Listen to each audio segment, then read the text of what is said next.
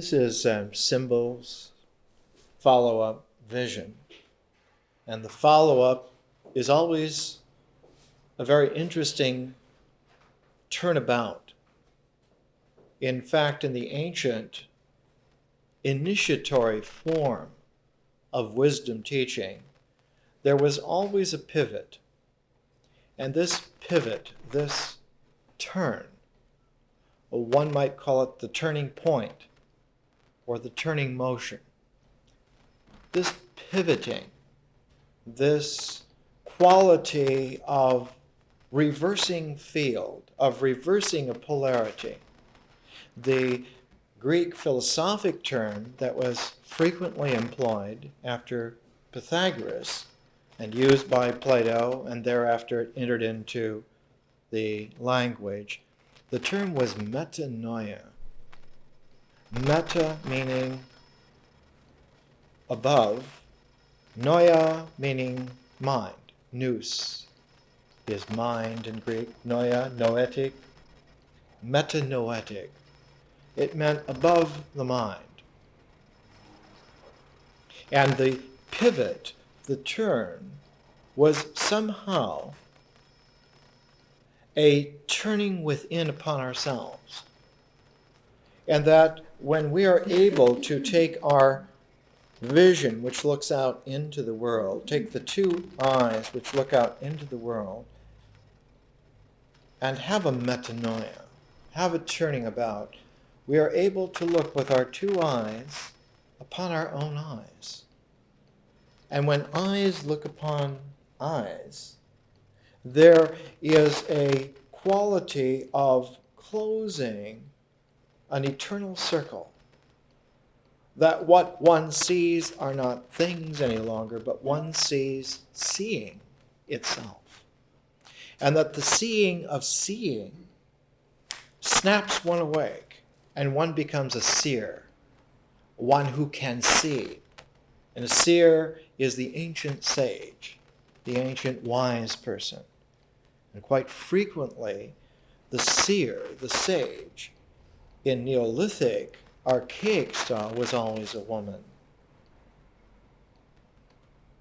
The seer was always a woman, and hence someone who could turn their worldly eyes inward and see their seeing was able to do the same thing with language. Instead of their language being an outgoing language, it was a language that was reflection-oriented towards itself, so that one could talk about talking. One could see seeing, one could talk about talking. And this quality of an exponential facility that one could see seeing, one could hear hearing, and this extended by distribution to all of the other sensory capacities. One could feel feeling, one could taste tasting, one could smell smelling. And with that exponential quality, man became omniscient.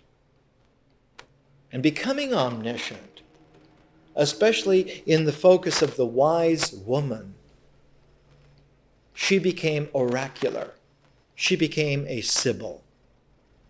And the ancient sibyls were the pivots not just of an individual who learned to do this, because the learning of an individual to do this was a maturation of the individual. But just as the individual has a development and that maturation point of pivoting, so too human time, human life in general, had a cycle of maturation. And there came a point when a whole age would mature, and there would be such a thing as a sibyl for the age, a prophetess whose exponential words and visioning would characterize the turning point of the age, the new millennium, the new aeon. And such a quality was built into the way in which all languages that transcend the mythic horizon operate. Any language that was above myth, like a symbolic language, always from the beginnings of those kinds of languages had built into them the capacity to yield to this transformation point, to allow for the motion of the pivot, allow for a transcendental seeing, a transcendental hearing, so that all symbolic languages were made to facilitate this prophetic quality. They were made to be ready to be used by the Sibyl of the age. One of the earliest symbolic languages that we still have access to is the language of Greek tragedy. The language of Greek tragedy begun to be used 500 years BC. In the hands of someone like an Aeschylus, the development of Greek tragic language used a form which was a verbal equivalent of the sacred dance. In fact, in Greek tragedy, one had a chorus of 12 figures that would change from tragedy to tragedy, whatever they would be. But this Greek chorus would give the pacing and the cadence and the refrain that belonged to the dance steps. And because they were dance steps, because they were sacred dance ritual movements, the Greek word for that entire ensemble was choreia, out of which we get the English term choreography. The chorus's movements are the choreography of the sacred language, of the symbolic language, that has as its essential difference from myth its ability to prepare for a space of metanoia, for the arrival of a Sibyl's vision, either for an individual or for an entire age. And in this Greek choreia, in the choreography of sacred movement, there were 4 distinct phases.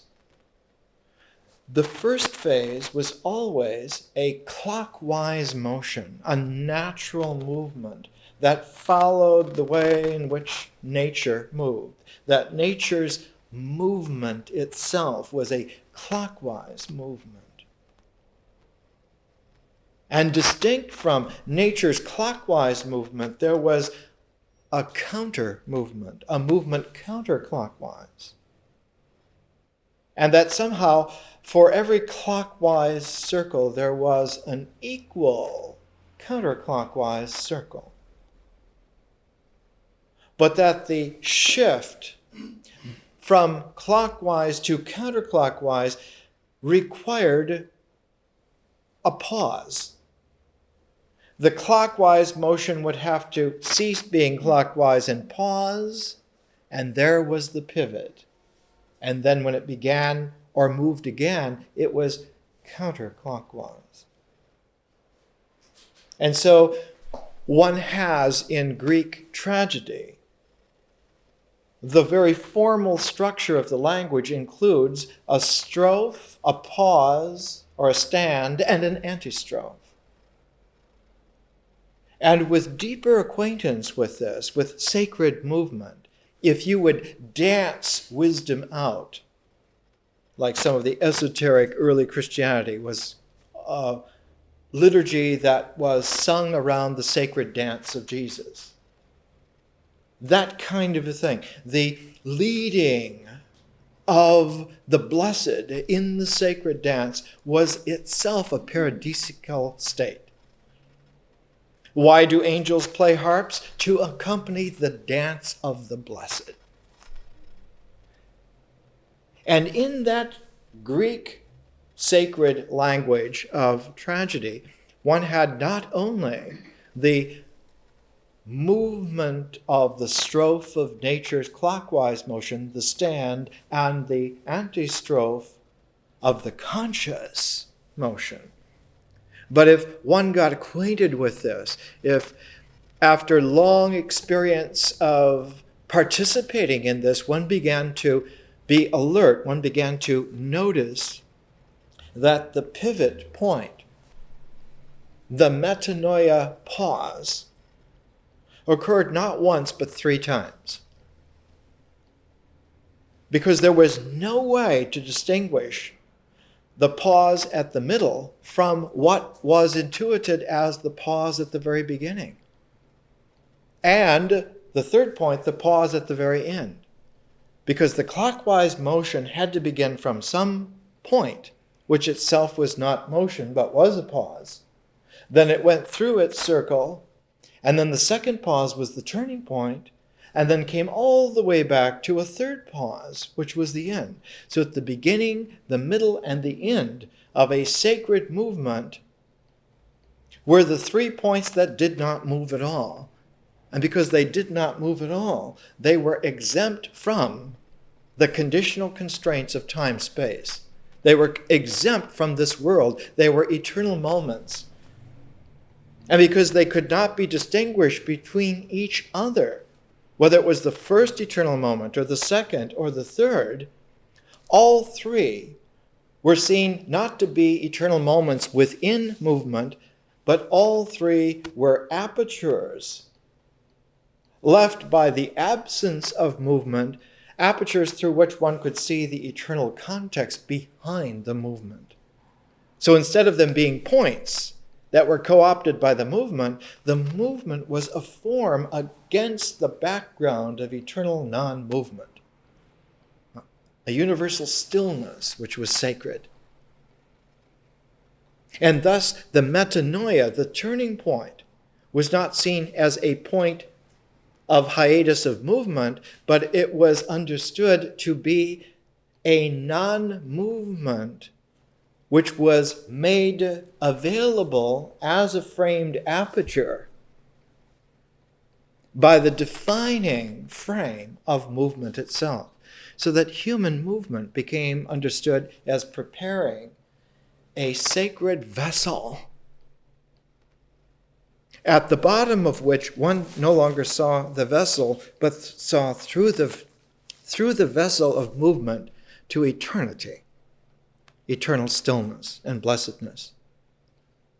And that form was given the structure of symbolic language.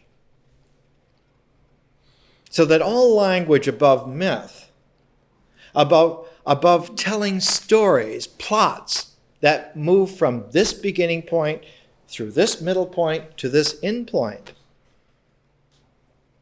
Any story that can be plotted on a graph of movement is a mythic language. But if the plots are in terms of moments, flashes of eternity,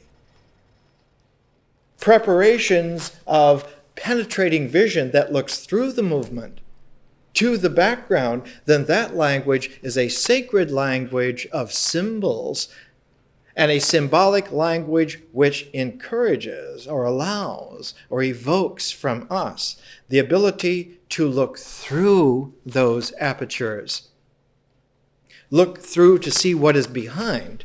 Then that language becomes visionary. And a visionary language is distinct from a symbolic language in that it is what you say when you are able to look through. A mythic language does not know that you can look through its beginning, middle, and end. A symbolic language prepares you to look through, and a visionary language is what you see when you do look through. It's that kind of a quality. That language which it sees by looking through the veil of nature to the eternal behind becomes a magical language. And because it is then a language which is responsive to eternity, that language gains the qualities that eternity has. It's able to create and recreate this world. So a mythic language tells the story of this world. A symbolic language tells the structure of this world. But a visionary, magical language reshapes the world in terms of what you say. And so the deep ethical responsibility was always, when you are conscious that the world will become as you say, learn to say what is truthful, what is necessary, what is right, what is just. And so there is a quality there that the ethic of the tribal cultural values of myth, which preserve the values of custom and tradition, and should do so, become somewhat jeopardized by someone who is capable of a symbolic language. Because they get to see the structure underneath. That the customs of one's people are but customs. That there are other people who have other customs. And still others from that have still other customs from that. And in order to not allow for an atrophying of the quality of belief, that one has to endorse customs for them to continue. One has to ascribe value to a tradition to continue it. But the peril on a symbolic language level is that one sees through the customs, one sees through the tradition, one sees through to the structure and becomes aware of the possibilities. And so the enjoyment always is that with the development of the mind, one has to begin to learn compassion.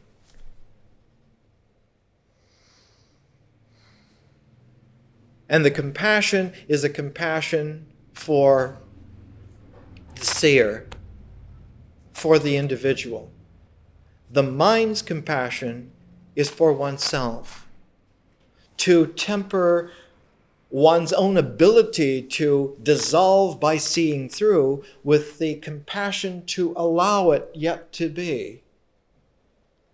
So one runs across, for instance, in some universal individual soul like Shakespeare, who says, powerful is the arm that wields the sword, but more powerful still is the arm that could wield the sword but doesn't. It's one thing to be the top samurai in the battle. It's another to be the top samurai who doesn't have to battle. The greatest warriors are those who obviate the fight before it even has a chance to take place. The greatest heroes win the victories before anyone knows that there was a contest to be fought. But however subtle and great the symbolic hero of the mind is, the visionary hero is greater. Because the visionary hero's compassion extends not just to themselves, but extends to all others, to everyone else, to all life forms, to all sentient life forms especially, to all who would share this jeopardy and danger. And so the visionary hero begins to have different lineaments from the symbolic hero. In the Greek tradition, the symbolic hero is a celestial hero, one who seeks to free himself and become free to join the divine realms, the celestial realms. But a terrestrial hero is one who has that capacity, who could go and join the gods, but who chooses to come back and help man, who returns back to earth. Not out of not having the capacity to do so, but holding and shelving the capacity to do so until others are helped. It becomes, in one version, the Bodhisattva ideal in India, but at the same time, it becomes the Pythagorean ideal in the West. The Pythagorean ideal that one continues to participate in life even though you could transcend life. Even though you have the facility to be super yogi and vanish it all, to come back and struggle. It's this quality, it's this ancient quality that fascinated the Roman Empire makers. They struggled with all of these visionary energies. They struggled to try somehow to understand, but the Roman temperament was peculiar. When the Roman temperament was true to its own history and nature, it was very solid. When someone like Scipio Africanus, who was the great hero of the wars against Hannibal, and finally was the general who not only outdid Hannibal in Italy after 17 years of Hannibal riding his elephants up and down Italy, not only did Scipio Africanus beat him again and again on the battlefields there, but he went to northern Africa, to Carthage, and simply devastated the city. But the Roman temperament at that time suffered a pivot, but a pivot not for advancement, a pivot for regression and decline. They were not satisfied to beat Hannibal. They were not satisfied to win this long protracted war. They must be punished, and punished forever. And so the Roman Senate ordered the complete, utter dismantling of the city of Carthage. Not only was every building torn down, but every foundation stone was turned up, and the ground was salted so that nothing would ever grow there. And if you go in 1997 to the site of ancient Carthage, there's nothing there but a dismal salt swamp still for 2,200 years. And Scipio Africanus appeared in person before the Roman Senate.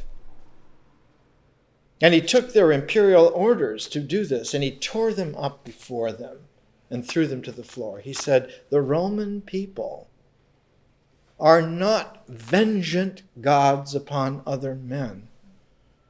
We are men like other men who live by the dignity of our tradition. Our laws go back to Numa Pompilius, some 500 years before. And when the Roman people are at peace, they're at peace with the rest of the world. And the great ancient sign of Numa was that when the Roman people are at peace, this temple of Janus, there at the foot of the Capitoline Hill, which has two gates, one gate which looks to the past, the other gate which looks to the future, those gates are closed to allow for the resonance of the present moment, that the peace of the present has a chance to exist and be there. And so the closing of the gates of Janus, said Scipio in his speech to the Roman Senate, who were ordering the dismantling of an entire civilization. The Carthaginians were Phoenicians, originally from Tyre and Sidon, places that were inheritors of the ancient Canaanite tradition. The ancient Phoenicians were the Canaanites, who originally were the inhabitants of Palestine. They owned the original Israel. So that the destruction of Carthage in the 200s BC was a forerunner of the later Roman vengeant anger to destroy Jerusalem. They destroyed Jerusalem in the same manner, only in a much more methodically mature way. They not only destroyed Jerusalem, but they tried to destroy the entire ethos of the Jewish vision that was centered on Jerusalem. This quality of the Romans after Scipio Africanus, not to respect their own republican traditions, but more and more to imbibe a kind of international, non-denominational viciousness, a kind of an abstract engineering outlook upon justice. And the Roman legal system after Scipio Africanus more and more came to resemble the lex talionis, the law of the talon. An eye for an eye, a tooth for a tooth. But as that settles in, it becomes more and more a preemptive projection. You shall be punished for your intent. You have had bad thoughts about us, and that's as bad as having done something against us, therefore we preemptively kill you. We will make the world completely safe for Roman law by obliterating all who would jeopardize it. And so by the time of Augustus Caesar, the Roman mentality was caught in a whirlwind of archetypal lex talionis raised to an exponential level. But they were aware, because they had not only absorbed other cultures, other places as they conquered them militarily, but they often just swallowed whole their religious traditions. And when the Romans replaced the Greek Hellenistic kingdoms, they swallowed Greek civilization whole and got indigestion. And along with what they swallowed was Greek mystical insight of symbolic language. And they understood very well the eternal penetrations that were there that punctuate the veil of action. And that if you're really going to rule, you have to control not only people's actions, but their opportunities to see eternity as well. You have to have a patent on the frames of reference of eternity, which means you have to own their religious eye. You have to not only be emperor, but you have to be Pontifex Maximus. You have to be the maximum head priest of all religions. You have to be the emperor of popes, or the pope who is the emperor of priests. You have to have that capacity and that power. And Augustus had a teacher who was able to do that, the first Roman to do that. Augustus called him father. He was really his uncle, even once removed uncle. That first Roman was Julius Caesar. He's the first one to become dictator. He was emperor for life. You couldn't take his ability to rule from you, but he also took for himself the Pontifex Maximus. He became the divine Julius. He became the head of the military order, the head of the political order, and the head of the religious order all at once. He was the only one allowed to wear purple boots. And later on, the red boots of his own flame. And in the maturity, one began to see Julius Caesar appearing in the Roman Senate, like some kind of inverse Scipio Africanus, tearing up the Roman laws and saying, I will make the laws that you need to live by. With his cape and his red boots and his porphyry purple mantle, he became dictator for life. But having understood that dictator for life also created the conditions under which people saw eternity, Julius Caesar, from the whispered suggestions of Cleopatra, got the idea that if you had enough worldly power, you could control the access to heaven. And if you control the access to heaven, it's like a pretty good stock portfolio to carry around. But Julius Caesar forgot to include his friends, and his friends killed him for it. Not because he had become dictator, but because he had become dictator despite them. His chief advisors began to be Alexandrian sages who understood the way in which religious mystical power was handled. But his nephew, his adopted son, the Emperor Augustus Caesar, never forgot those lessons. He included all his friends in the imperium. They're all there with him, which is why he ruled the world for 44 years without any opposition whatsoever. Because he included everyone, and I mean everyone. He commissioned Virgil to write the great epic, the Aeneid, of visionary language which included all of the citizens of Rome into the divine power of Augustus Caesar. He took a population survey to see how many people he had brought with him into eternity, and the latest census in the Res Gestae Divi Augustus, the achievements of the divine Augustus, there were 4,935,000 Roman citizens who stood with him, owning the portals to eternity, as well as the military power of the world. And yet, in all of this,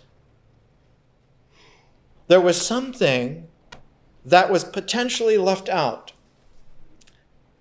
While they owned the thoughts and minds and allegiance of everyone in the known world, on the edge of the known world were those very rare wise Sibyl women who had this individual capacity to transcend the age.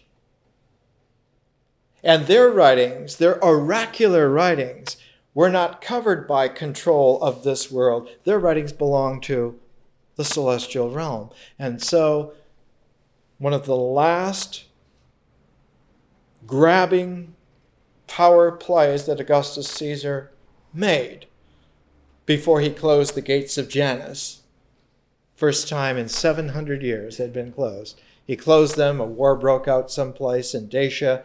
He sent so many legions there that they stamped it out within a week. Closed them again, something else broke out. More legions, more stamping out, and finally closed them a third time. And had this great ceremony in Rome. But more than closing the gates of Janus, to show eternal Roman peace, Pax Romana, that the whole world was at peace because of Roman power. More important than that was a special temple that Augustus built called the Ara Pacis Augusti, the temple of Augustus's peace. Because Roman peace, the Pax Romana, was all founded upon the pivot of Augustus's peace. And it's the Ara Pacis Augusti. We have a photograph. It still exists. It's still there in the Forum Romanum. It's never gone away. Roman power is still there. It's still viable in the old formulas. It's still right there. Hasn't changed at all. It was in the Ara Pacis Augusti that all of the leaves of written prophecies were collected from all the known world, and it was under penalty of death for anyone to own any scrap of written prophecy other than the emperor personally. He owned the prophecy of this world because it was the last item that he had to secure to have universal, permanent, eternal peace under his own power. And if anyone had any prophetic literature or fragments, you had to turn it over to representatives who would turn it over to other representatives who would turn it over to Augustus, and Augustus would house it there where he could control universal power.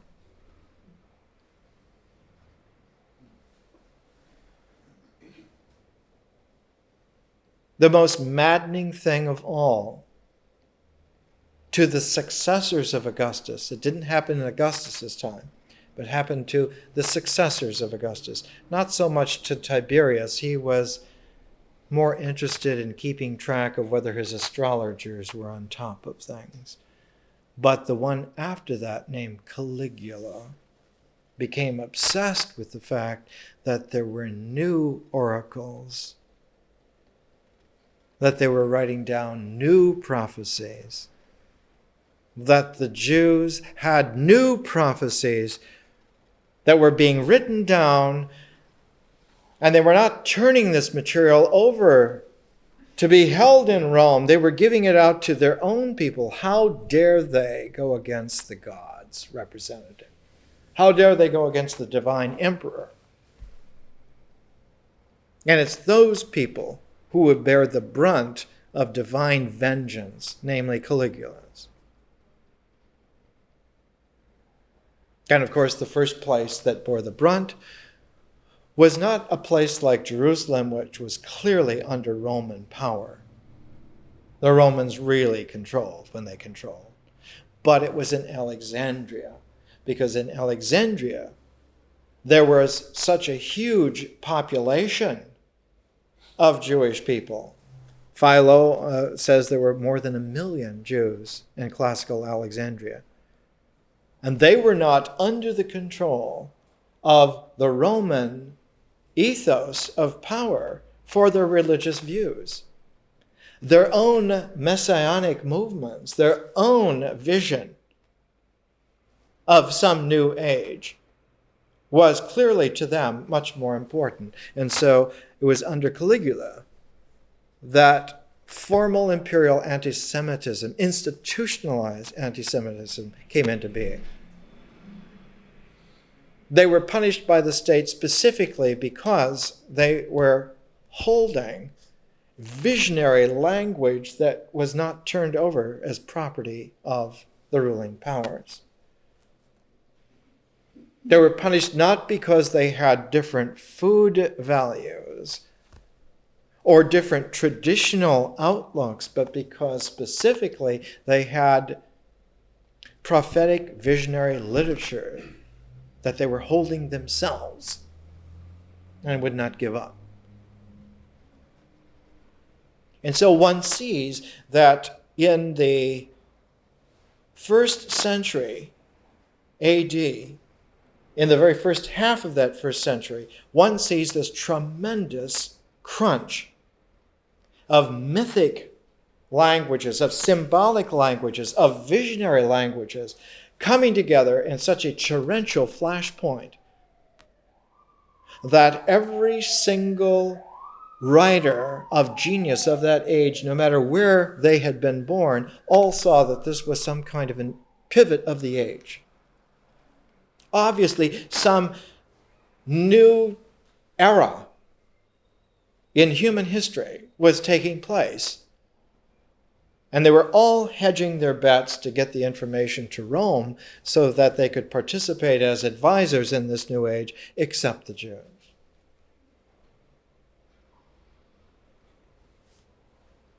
The only other exemption were those who were far enough away, like beyond Rome, the pale of Roman power. Roman power at that time did not extend to Iran nor to India. And so there were competing visions in those places. Roman power did not extend to the northern tip of the British Isles to Scotland. So there are competing visions there. And one finds a great deal of similarity. The visionary capacity of Scottish second sight, the visionary capacity of Indian yoga, the visionary capacity of Iranian transcendental transformation. All of these are freed from the yoke of Roman imperial visionary approval. They don't have that special kind of stamp where it's been approved by authority. Indian yoga, Scottish second sight, Iranian mystery religions all have this character of being wild, in the sense that they were never tamed by imperial authority. And so when one participates in those kinds of metanoias, when one comes into a visionary capacity through one of those three avenues, one experiences a wild freedom that it isn't recognizable at all in terms of tradition, that it's completely other. Now we're taking for ourselves the Corpus Hermeticum number 1, the first of the Hermetic treatises, written about 90 AD in Alexandria, and it's the Greek mystery Alexandrian response to Roman visionary power. It has the traditional stamp of authority, but its traditional stamp of authority is not Roman. It's not even Greek, because it goes deeper than that. It goes back to archaic ancient Egypt. So it has an ancient Egyptian mystery religion tone to it, which the Greeks had accepted. Hellenistic Greeks from the founding of Alexandria always tried to blend the Greek and the Egyptians together. When you look at the first Greek Macedonian rulers of Alexandria, the Ptolemies, Ptolemy I, who was Ptolemy himself, and his son, Philadelphus, Ptolemy II, their formal portraits are in Egyptian pharaonic costume. Their personal seals are Egyptian hieroglyphic cartouches. They didn't write their name in Greek. They gave an Egyptian hieroglyphic cartouche as their name. So it was the Greek blended. It was like the French who blended with the American Indians or blended with the West Africans. They became a part of that scene. Whereas when the British or Germans came into West Africa, they made it a part of their colonial kingdom. When the British came to North America, they made it British North America. The Greeks, like the French, were able to blend. But the Romans, who were forerunners of the British Empire and the German Reich, the Romans swallowed them whole. And so when the Romans took over Alexandria, they took it over in one night. They didn't have to blend. They didn't have any length of time to blend. When Augustus Caesar took Alexandria, the very next day, he was the personal owner of the city. Not only of the city, of the whole province of Egypt. He owned Egypt personally. It was in his back pocket. It was his private imperial power property. It's mine. So if there were grain shipments coming from Egypt to the city of Rome, they came under the aegis of private property of the Caesar. He owned it. And if he gave out grain to the people, there were more than 1 million people in Rome on food dole. That's how you kept their allegiance. Their only source of food was the imperial power. That's how you kept the city safe. Hell, you can even burn their houses down. They're not going to revolt. Just tell them, well, we'll build you new houses. We just felt today and we want to burn your houses down. We'll build you new houses. Just keep calm. Stay where you're put. And we'll take care of things. We'll let you know when the games begin again. There are plenty of gladiators. Plenty of lions.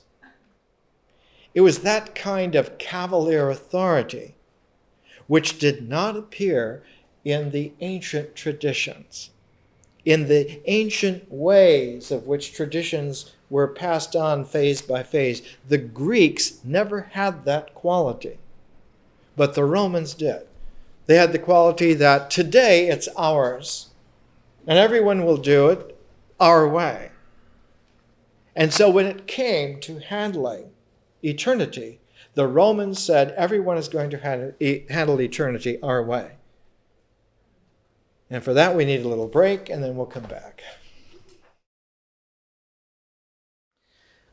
Let's come back from the break. Let's come back to this morning's ball of language and experience. All of this that we're talking about has to do with vision. It has to do with the power of vision. And how vision not only restyles the individual, but restyles in its largest theater the entire world. The world is remade by powerful vision. In the Gospel of St. John, it reads, without vision, the people perish. It means that when a time of maturation has come for an individual or an age, and that maturation happens, and there is a new vision, you cannot go home again. You cannot go back. What used to be all right is no longer. What used to work doesn't work anymore. That what used to be the way in which you could get things done no longer happens. And one has to move on. But just as in individuals, while the deeper quality of your self matures and has its vision and moves on, there are always regressive elements that don't. And the center of the regressive elements that don't is the ego. Because the ego is a director of the mythic horizon. The ego is a personae, but not a person. The ego is a mask, but not you. And the ego is always necessary for the mythic drama of the tribe, but is never capable of transforming. It cannot transform. The mask, in order to be what it is, must remain ritually styled. Its use is in its ritual stylization. And so part of the paradox of maturing is one has to learn to leave the masks behind, to leave your own personae behind. Yes, if there's a ritual comportment necessary, if there's a mythic drama that's necessary, those masks can be worn again. They fit in those kinds of situations, in those kinds of processes. But like a good actor, you have to know when the drama is finished and when you can walk off stage, out of the theater, into your own life.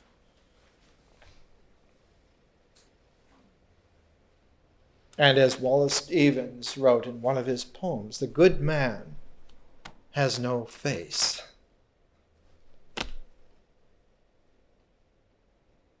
You may have whatever face you need to have for whatever is going to come up. The person has this visionary freedom whereas the mask styles an action and creates an episodic drama which is appropriate around it. And so one has this kind of tension.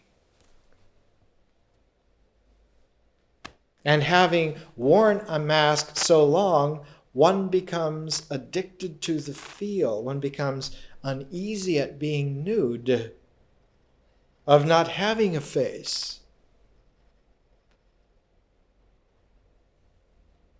But primordially, the human being who understands that most is the seer, the wise old woman. That she who knows about putting on a face every morning with cosmetics for decades, knows exactly that she is not those cosmetics, knows precisely, and when she has had that metanoia, that transformation, when her transcendental capacity for being the person, not who she is, but who she will be, whoever she will be. She is free in a visionary way, and she alone is the figure who can be consulted about the future. She is the only dependable prophetic voice in the entire world. One may find an individual seer like a Socrates, but his motto is, know thyself, not know the age, and not know the future. But the Sibyls not only know themselves, they know the future. They know the age. And so when it came time to pack together all the power of the world into the Roman Empire, the epic structure upon which this whole ensemble was packed was the great epic of Virgil, the Aeneid. And in the Aeneid, where Aeneas is looking for a way to begin the future, he is told that he must go and visit the Sibyl at Cumae, that she is the wisest seer in that whole area of the world, in Italy. She's the only one who can envision the future of the world from the Italian frame of reference. She's the only one who can tell Aeneas how to go about developing Rome. And in the Aeneid, and most of you who are using the Aeneid will get to this in the 10th week, the first indication of the power of the Sibyl of Cumae comes here in the third book, lines 576 and just a few on. Here's how Alan Mandelbaum's translation of it runs. Aeneas is told this, that after you brave the polarity of Scylla and Charybdis like Odysseus did, you will come through to this realm. And this realm happens to be the northern edge of the Bay of Naples. It happens to be a very odd landscape that's there. There's a volcano that's there. There's a lake that is formed in the caldera, much like Crater Lake in Oregon, Lake Avernus. But the landscape underneath in that area of Italy, this is the Mount Vesuvius, Naples area of Italy, is completely otherworldly. And there is a volcanic tunnel that links underneath Lake Avernus, links a whole area, and this tunnel leads from an entrance which looks like it's going to go forever into the netherworld. It links the entrance of the netherworld to an underground chamber, which is where the Sibyl of Cumae lives. And one has to go through this ancient, archaic, volcanic tunnel through her chamber in order to pass into the netherworld, into the underworld.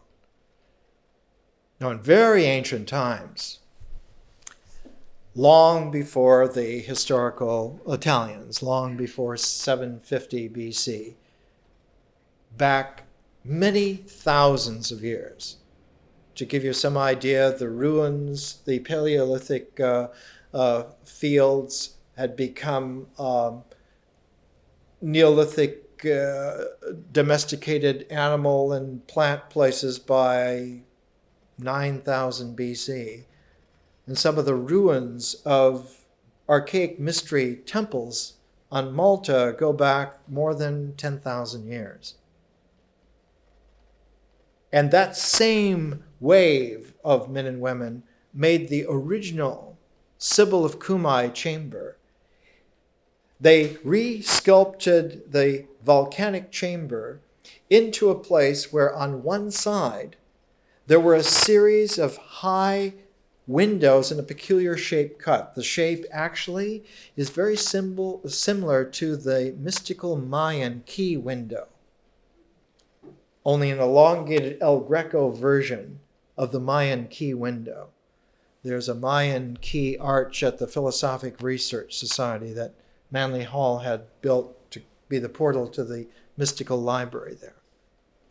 It's called the Arch of Lablin because it's associated with an ancient mystical tradition of architecture, one of the foundations that goes even deeper than Masonic mysticism. It goes back 10,000 years. And when one goes down this passage, this volcanic passage that has these El Greco-like mystical key windows all in a row, the rock there is so volcanically translucent that it lets light in as if there were windows that you don't see out of, but the light is let in. And the whole passage is styled in the same key-like visage where it's narrow at the top and then comes slanted down and has this quality. And when you have about 100 arches like this in a row, with that translucent mystical light coming in, going deep into the earth to the Cumae's chamber, the quality is that one is on one of these express mystical elevators into the interior of the earth. And there in this passage, Aeneas will come to the Cumaean symbol, and this is how it reads when he's first told about this. Later on, there'll be a visit to it, and those reading the Aeneid will find that visit. When on your way you reach the town of Cumae, the sacred lakes, the loud wood of Avernus, there you will see the frenzied prophetess. Deep in her cave of rock she charts the fates, consigning to the leaves her words and symbols, whatever verses she has written down upon the leaves. She puts in place and order, and then abandons them inside her cavern. When all is still, that order is not troubled. But when the soft winds are stirring, and the door, turning upon its hinge, disturbs the tender leaves, then she never cares to catch the verses that flutter through the hollow grotto, never recalls their place or joins them all together. Her visitors, when they have had no counsel, depart and then detest the Sibyl's cavern.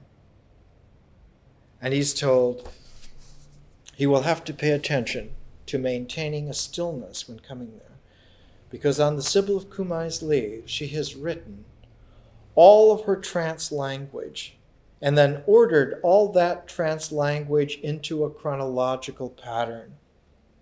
And the whole history, future history of the world, is laid out there if one does not disturb the stillness of the grotto. Where have you seen this before? in Yeats's A Vision. Yeats's wife, Georgie, who could do automatic writing and pulled out of her psychic guts the automatic writing, the prophetic visionary material, which Yeats, reaching down into his own anima's genius, was able to order and bring out a universal pattern. And he published it in 1937 as A Vision, just before the Holocaust of the Second World War. Just in time for another turn of the entire age. Yeats, for whom symbolic language was second nature and for whom visionary language was well capable.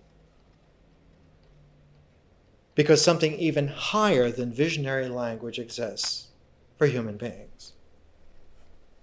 Because higher than magic is the artist.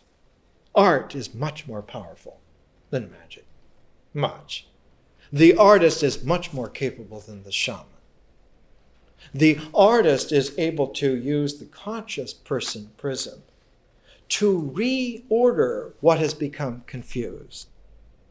Even if the wind has blown the leaves all to hell and gone, the artist can come back in and rearrange. The Sibyl cannot rearrange. Once the seer's order is mixed up, they do not have the capacity to rearrange. The rearrangement requires a higher order, and it's the artist who is capable of rearranging. And not only rearranging, but rearranging to any degree necessary. Exponentially. The artist can rearrange and rearrange and rearrange indefinitely. Because the artist's powers are creative. Can bring out not only the order that was there, but can bring out variations of that order to any degree possible.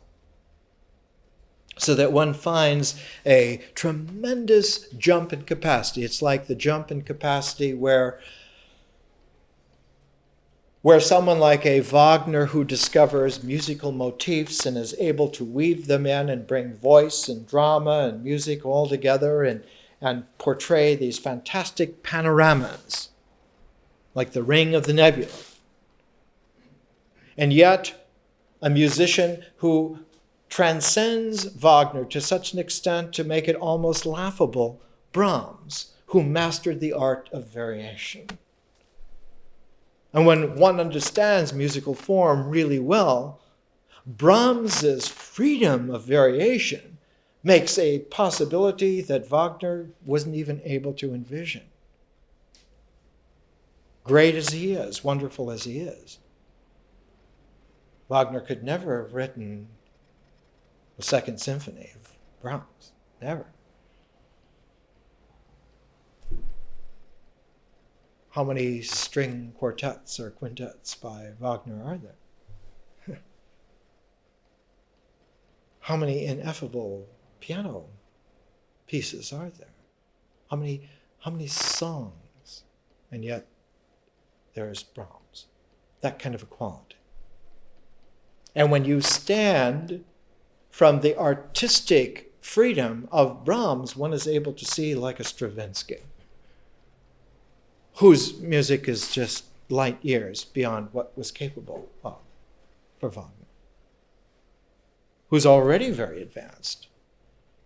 It's this kind of equality that's there, that the artist is the maturation of the visionary conscious process. When one looks for maturation within the visionary process, one does not find it.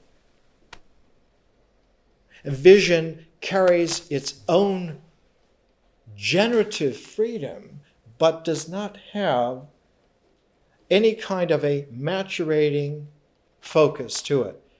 And the reason is very simple. Because vision belongs to a differentiating energy. It belongs to the differential order and not to the integral. The integral order finds its magna cum laude in the mind. The mind integrates to the nth degree.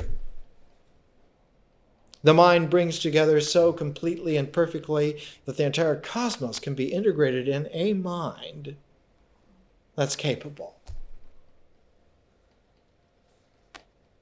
And the buck stops there. But the spending of the buck belongs to an entire different cycle. It belongs to the cycle of the freedom. Let's go shopping with the buck now that we have it. The universe doesn't stop just because value has come to perfection.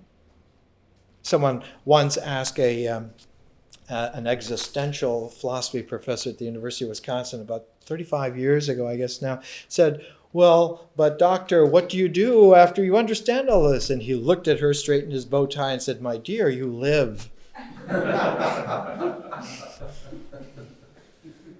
He's the professor that one time in an existential rage threw chalk at the board because it wouldn't be able to hold the diagrams he wanted to draw.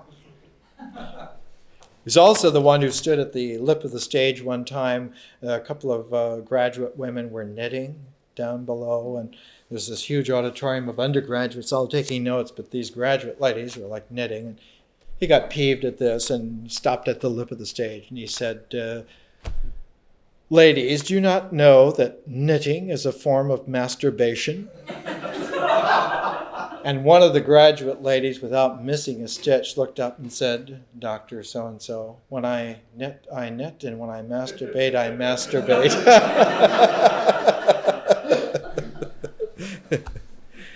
You have to have the freedom of variation, you see, not to be co-opted into someone else's consciousness. It's this quality. It's this peculiar quality of vision that it doesn't integrate, but it focuses in a very peculiar way. It doesn't focus in the way in which integration focuses, but it focuses in the way in which differentiation focuses. So that instead of getting a frame of reference, one gets a telescope. Instead of something that's there existentially, one gets something that occurs prismatically in potential. It's a seeing crystal through which anything is possible. You don't hold it up in order to see what's there, you hold it up to see what's possible. And so you can see whatever you need to see, whatever you can create. And so one masters vision, not by tying it to the reference of the world, but one masters vision by opening up to indefinite, unbounded possibility. The artist comes to birth out of an insight of freedom, not out of a recognition of obligation.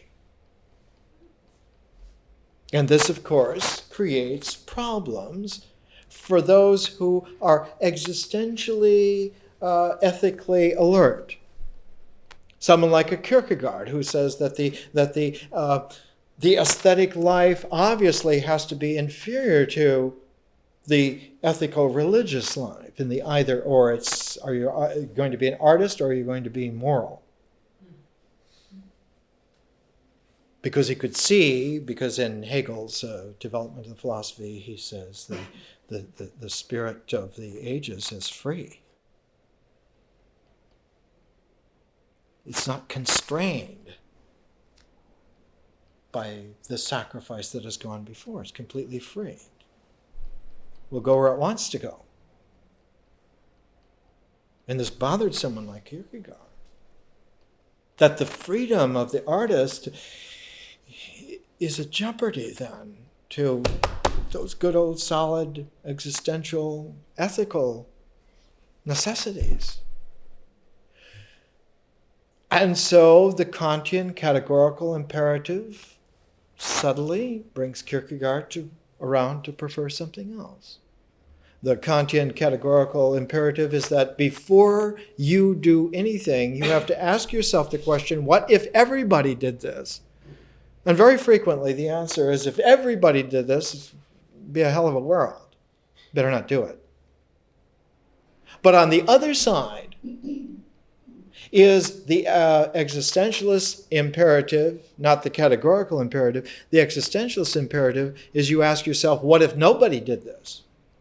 And very frequently the answer is the universe would be minus that value. So go ahead. Add some value to the burgeoning possibility. Add freedom. And one asks and says, well, where does this lead to? Well, that freedom leads to an unbounded cosmos,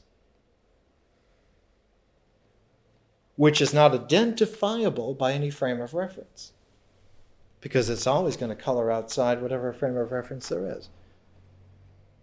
You can reference it in any dimensions you want to, n dimensions. It's going to color outside of it, because it's freedom of variation. It's like a super Brahms, like a super Stravinsky, it's like a Hovhannes. It's going to go wherever. So that the person, in our second year of education, our person has a spiritual freedom which is unbounded. Though we need in our education the first year, we need to know about nature and about ritual and about myth and about symbols. We need to know about those, how they work together or don't work together. But right now at the beginning of the second year, we're having to remind ourselves to rub our eyes, clean our ears, because there is a completely differential realm of unboundedness that's not only before us, but all around us and wherever it is that we're going to be. Though the masks are still important for ritual comportments, those ritual comportments will ever after this always be chosen dramas for current little episodes of limited purpose. The play's the thing until all the world's a stage. Then you have to be able to stride forth off stage, off the world.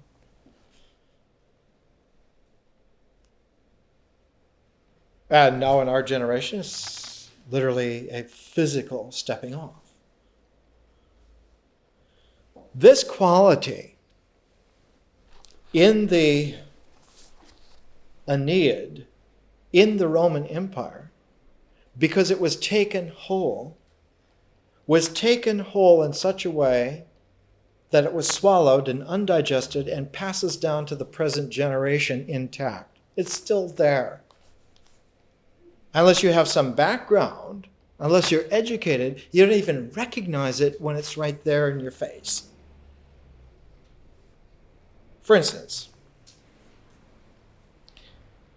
the way in which the style of Virgil in his Aeneid writes prophetic language, the style of the writing, the episode choices, the whole ensemble, Virgil's prophetic writing is based upon an Alexandrian model, as you might suppose. Before he wrote the Aeneid, Virgil wrote poems that were stylized. His earliest poems are called eclogues. They're pastoral poetry about Mantua, where he was born, and northern Italian farms and villas where he liked to be himself. He liked nature, that kind of Roman farm way, liked to hear the bees among the glades of flowers and have the tame animals around. He liked that. And so Virgil's pastoral poems, the eclogues, are based upon Alexandrian pastoral models. Theocritus. So if you want to read Virgil's eclogues with intelligence, you go back and you read Theocritus's pastoral idylls from 300 years before, from Alexandria. Then you can read Virgil's eclogues and you get a fantastic quality. You see how he is saying and what he is saying, but in a way that you recognize that the Romans modeled themselves on something other than themselves. Virgil's eclogues don't come from himself. They don't come from his farm. All of the Romans of his day thought Virgil wrote about his farm. He's not writing about his farm. He's writing about Alexandrian farms that existed 300 years before and doing it so well. And because the Romans of his day never ever heard of Theocritus, they thought he was writing firsthand. He's using an Alexandrian mask for his entire language. So Roman that he included in his eclogues prophetic writings of the Alexandrians that are embedded in the eclogues almost subconsciously, as it were. Virgil's fourth eclogue is called the Messianic eclogue. Writes about the star that's going to tell about the birth of a divine child who's going to transform the world because he'll be God's son. Virgil died in 19 BC. But Theocritus died 300 years before. It's already there, 300 years before in Alexandria. This kind of divine birth under a star, wise men coming to visit from the east, and the whole thing. It's in pastoral poetry. By the time Virgil gets into the Aeneid, some genius like Virgil, after 30 or 40 years of learning how to do this, he does it so well that he incorporates in the Aeneid Alexandrian power prophecies. Because the Alexandrian power prophecies were really something. It's the first time in human history that someone who wanted to have a comparative, prophetic way of looking at things had prophecies from all over the world. From India, from Mesopotamia, from Greece, from the Jews, from the Canaanites, everywhere. The Etruscans, the Africans, the Celts, whatever, everywhere. And they brought all these together in one place, the great library of Alexandria. It had about 1 million volumes, 300 BC. And had a patron, Philadelphia's, for whom the city Philadelphia is named, in direct lineage. Ben Franklin's city is named for an Alexandrian monarch who put together the world's first library. And in this library, there were a group of 7 sages who were the first people to get the comparative mythologies of the whole world, plus the symbolic structure underlying all the mythologies of the whole world, and came out with a syncretistic vision that applied to the whole planet, to not only the whole planet, but the whole realm of where human beings are at home. And this group of 7 sages was called, the Greek word translates into Latin very directly. It's called Pleiad. Pleias in Greek, Pleiad. So when you hear today messages from the Pleiades, it's not from the Pleiades that are 400 light years away. There are so many sophisticated civilizations of sentient beings before you get 400 light years away that it isn't even funny. But it's from the archaic, archetypal levels of the human psyche, fresh, frozen, freeze-dried, and thawed out by the microwaves of resonance, fresh, just like out of the baker's oven of 2,300 years ago, because they were freeze-dried and thawed out in Rome in Augustus Caesar's day. And the same kinds of responses happen. Channeled messages from alien beings telling us about our secret future. And that's what Virgil and Augustus were all about. That's what the Roman Empire is all about, is commandeering this as well as military power. It isn't just about having more legions than anyone else. It's about having more magic than anyone else. But the Roman Empire way is not only to have more, but to have it all. We want all of the power in the world. And if you would ask them why, they would mumble something maybe like old John Cassavetes would mumble, because we want it. Who are you to ask us why we want it? We just want it, and we want it now. Here is one of the Pleiad of ancient Alexandria. His name is Lycophron, translated in such an academically prosaic thing as the Loeb Classical Library. His prophetic epic, the Alexandra. Alexandra is a slave girl who's sent to oversee this captive. The captive is Cassandra, who's the greatest prophetess of the ancient world. She was the prophetess from ancient Troy. She was a Trojan, and she was the greatest seer of that time. And when Paris went off to Greece to bring back Helen and so forth, Cassandra had this prophetic vision of the whole future of the world. And Alexandria, the slave girl, overhears Cassandra. And in the prophecy, one has this Pleiades revelation of the whole history of mankind, of how it will happen, and something that was not there in the original Lycophron Alexandria. It's 1,474 lines of epic prophecy from Alexandria. 9 lines were interpolated and added later, and those 9 lines concern the ultimate triumph of the Roman Empire out of everything.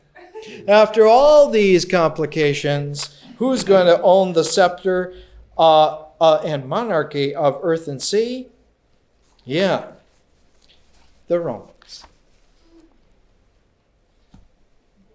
And so when Augustus Caesar, who took over and cemented the Roman Empire in Alexandria, 31 BC, when he hired Virgil to write the epic, to glue his empire together, he said, be sure and put in the part about the prophetic future.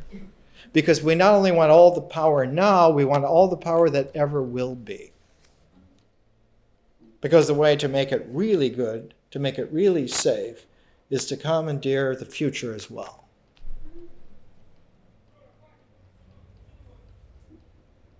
Augustus's technique was, you hit them hard every day, and they will eventually tell their children to cringe, and you won't have to hit their children. They'll just cringe. This kind of technique was directly challenged, out of all places, in Alexandria about 2 generations after Augustus died. And that's where we get the Corpus Hermeticum. We get the Hermetic treatises, the mind shepherd.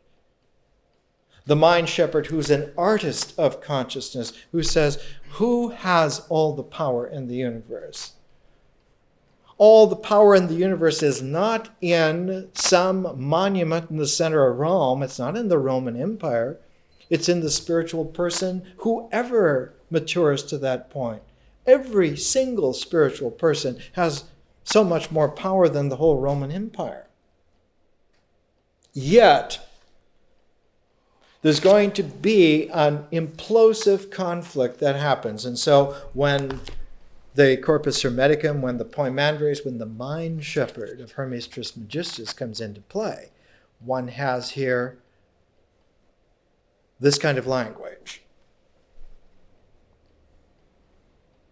The mind shepherd says, I know what you wish for indeed. I am with you everywhere. Keep in mind all that you desire to learn, and I will teach you. When he had thus spoken, forthwith all things changed in aspect before me, and were opened out in a moment. So one has this unbounded cosmos of complete consciousness, a thought bubble that extends infinitely. Yet in this infinity, this world of power complications does also exist. And even though it's a tempest in the teacup, in that teacup it is still a tempest. So while you have an unbounded, infinite, conscious availability, there also within that is this teacup with the tempest in it. There's still this planet with a Roman Empire in it. And so one has this kind of language. This visionary language made by an artist of consciousness, but speaking to a mythologically informed ritual knot. A knot is a one-dimensional self-avoiding vector in a three-dimensional context. When he had thus spoken forthwith, all things changed in aspect before me and were opened out in a moment, and I beheld a boundless view. All was changed into light, a mild and joyous light. And I marveled when I saw it. And in a little while, there had come to be in one part a downward tending darkness, terrible and grim. And thereafter, I saw the darkness changing into a watery substance, which was unspeakably tossed about and gave forth smoke as from fire, and I heard it making an indescribable sound of lamentation, for there was sent forth from it an inarticulate cry. But from the light there came forth a holy word, which took its stand upon the watery substance. And I thought this word was the voice of the unbounded light, answering the cry.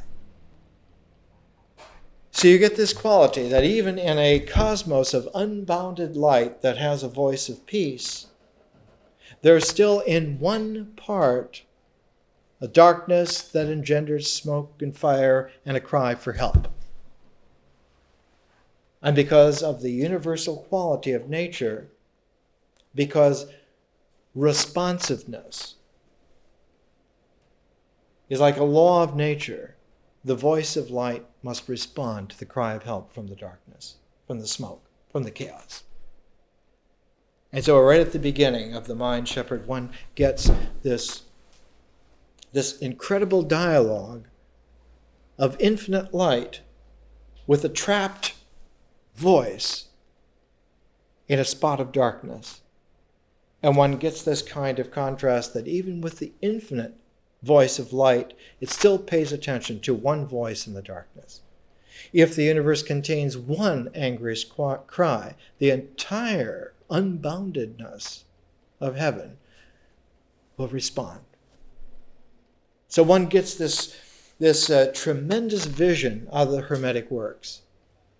Those Hermetic works are what were rediscovered in northern Italy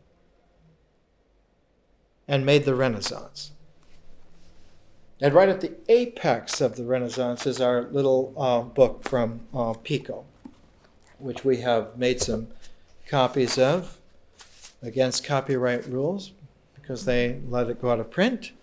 And we're going to break the copyright rules like Scipio. We'll just simply tear up the laws and we'll make copies for everybody. Here's what Pico writes in his oration.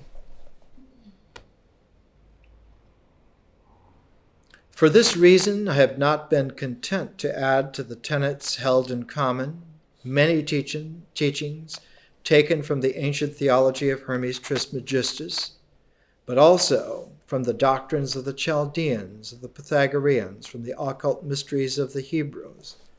In other words, he goes on to say, we've rediscovered these ancient Hermetic writings because they've been translated out of a found manuscript brought from Byzantium because Byzantium was falling. Just like Troy was fallen at one time, now Byzantium is falling in the same way. Just like Aeneas fleeing from Troy made a new start in Rome, so too the manuscript of Hermes Trismegistus making a new start will make a new age in Florence. And Florence will become a place of a new humanity, a higher level where women and men make life in a new conscious way, new variations, things that have never seen before. And in doing so, not only will they consult the traditions of the Roman West and the traditions of the ancient Greek and ancient Egyptian West, but also the traditions that come out of the Jews, out of the Zoroastrians, out of the Chaldeans, out of the Gymnosophists of India, all of these ancient traditions. And what happens with Pico is that the emphasis is placed not on the traditions which had been mulched together under the Roman aegis some 1,500 years before, but upon the writings that were never found at the time, never co-opted into what's called the Augustan Principate. Augustus was too wise to call it the Roman Empire. He called it the Augustan Principate. He didn't call himself the ruler of all men. He just said, I'm the first citizen. You may think whatever you want, but you must listen to me first, and then wisely decide what you're going to agree with. That's the way. You can see that the Cosa Nostra is very Roman. That's the way it works. We're sure you'll listen to reason once you realize who's reasoning.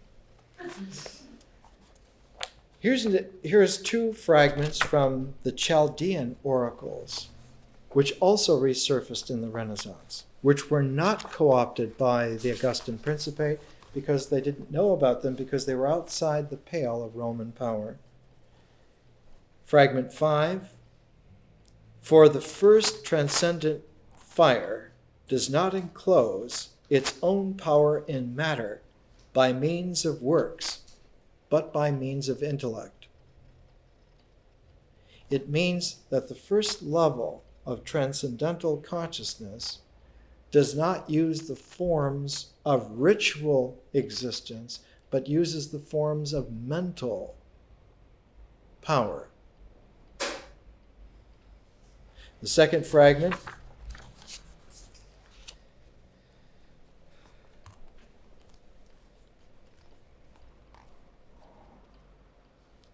indeed, the first once transcendent communicates the 7 levels to the gods themselves directly, but to others it's communicated only through participation.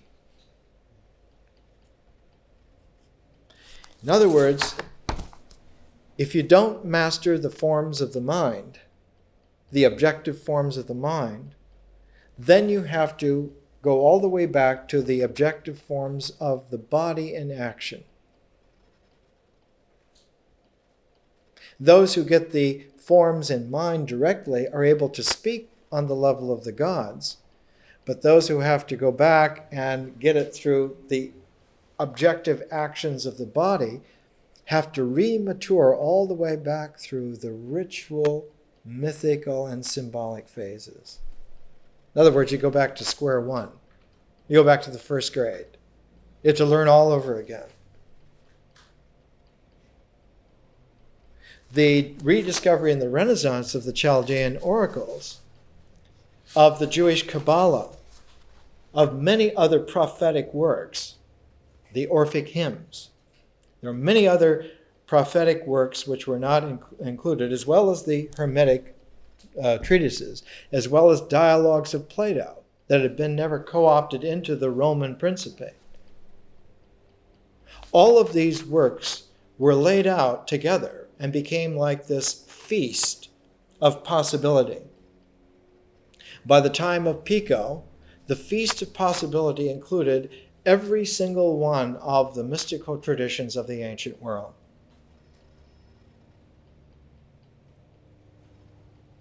That feast lasted for about 2 years. And then, as you would expect, the powers that be clamped down. They always clamp down. It doesn't matter how small a space you commandeer, they clamp down. Whether it's just like in Berkeley, it was just a park, People's Park. In the Renaissance of that day in Florence, it was the Via Carregi. It was just one little villa. Why will they always clamp down? Because the response is always on the archetypal level that is the inverse of the universe responding, reciprocating to a single call of help.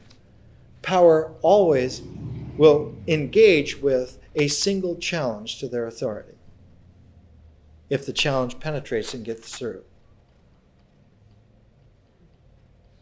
You don't have to wiggle the whole web. If you wiggle one portion of one strand of the web, the whole web vibrates, and the spider will come for you. That's the way it is.